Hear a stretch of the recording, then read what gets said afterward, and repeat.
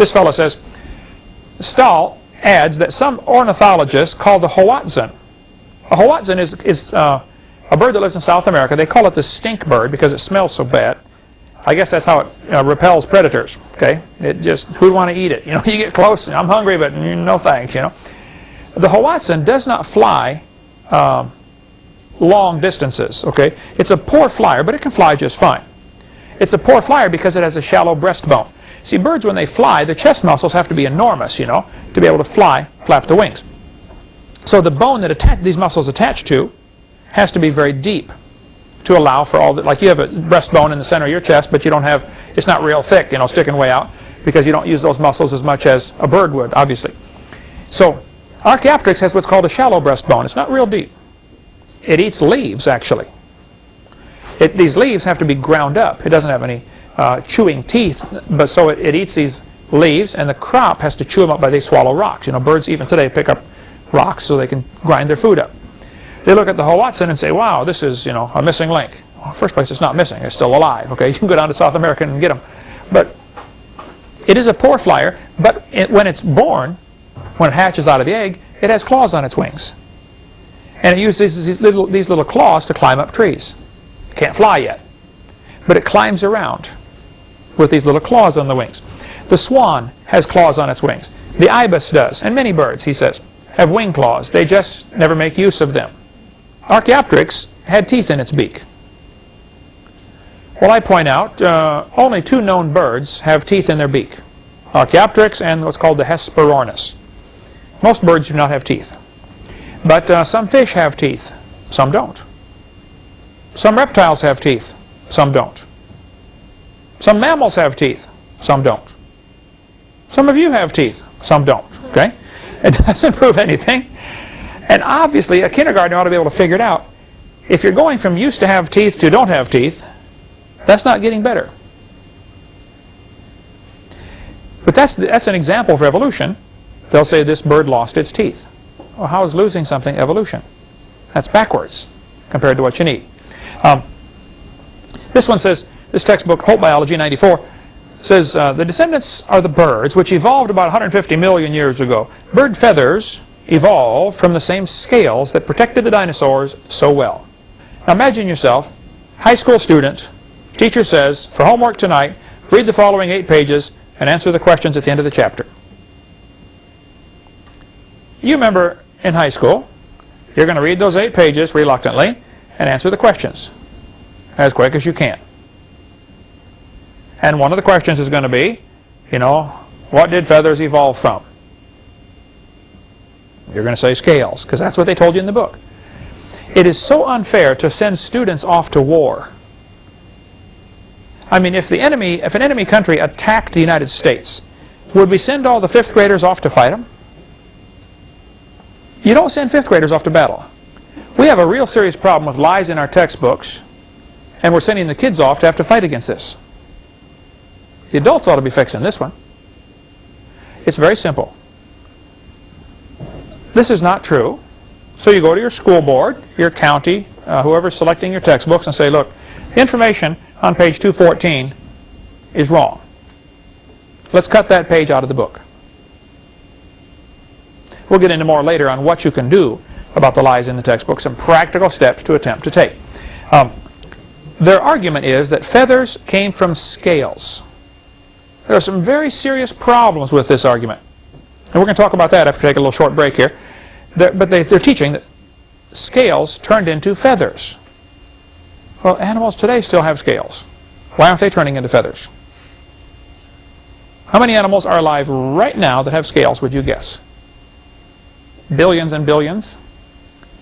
Do we ever see one even starting to evolve? It's so ridiculous.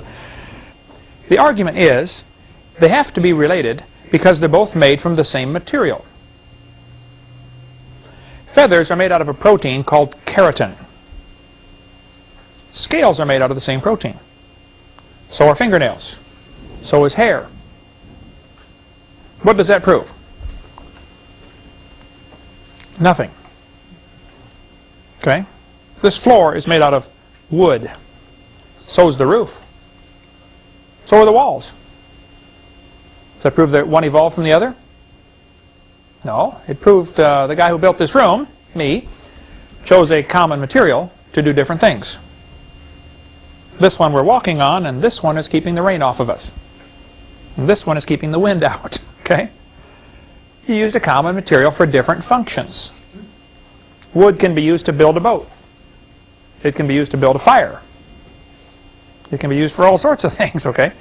So the argument is, because they're both made from keratin, therefore, that proves one evolved from the other. That's the type logic they're using here. Actually, scales and feathers develop from different genes on the chromosome. This DNA strand, this chromosome strand, each of the rungs across that ladder is called a gene.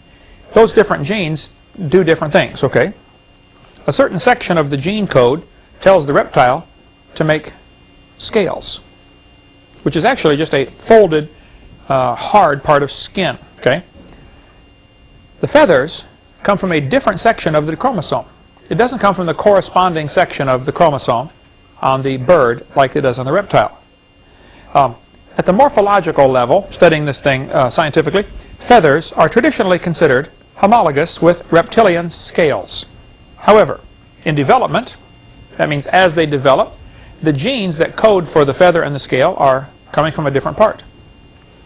In morphogenesis, in gene structure, in protein shape and sequence, the filament formation and structure, feathers are different. They're different in every way from a scale. Clearly, feathers provide a unique and outstanding example of an evolutionary novelty. The guy gets a little bit of it, but he don't get it, does he? He still thinks it's evidence for evolution. But he says it couldn't come from scales, that's for sure. Another serious problem you have trying to teach that reptiles turn to birds is the lungs are different. You and I have two lungs, as you breathe in and you breathe out. The diaphragm at the bottom pulls down, sucks the air in, pushes up to push the air out. Birds have a very different type of lung because flying takes an enormous amount of oxygen. So they have to have a lot more oxygen. The oxygen goes into the bird's lungs and goes through all these tubes.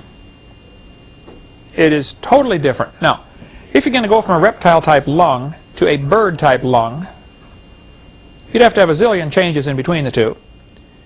And not only would the lungs have to change, the blood supply to the lungs.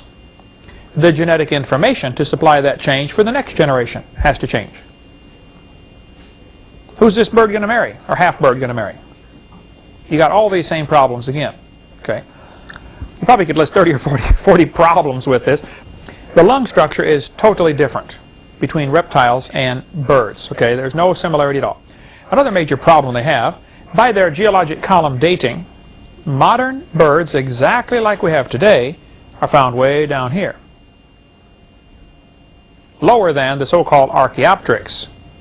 They're saying Archaeopteryx is 65 million years old. Well, look at this article. A 130 million year old crow-sized bird dubbed Confuciosaurus, okay, New Mexico Museum of Natural History in Albuquerque. Well, now, just a minute. If a 65 million year old bird is the ancestor to birds today, and you've already got birds around 130 million years ago, am I seeing a problem here? Archaeopteryx can't fit in anywhere. In western Colorado's dry mesa quarry, Brigham Young University archaeologists have come upon the 140 million year old remains of what they are calling the oldest bird ever found. It is obvious that we must now look for the ancestors of flying birds in a period much older than that in which the Archaeopteryx lived. Well, now hold on a minute. Do you see from this statement, he is admitting Archaeopteryx can't be a missing link. He's admitting birds were already here, by his thinking, 130 million years ago. And then he says we have to look for a different way they evolved. He still doesn't get it. He just doesn't, jump, frog, jump. He just doesn't get it. Maybe it's time to consider, Mr. whatever your name is here, maybe it's time to consider that the entire theory is baloney.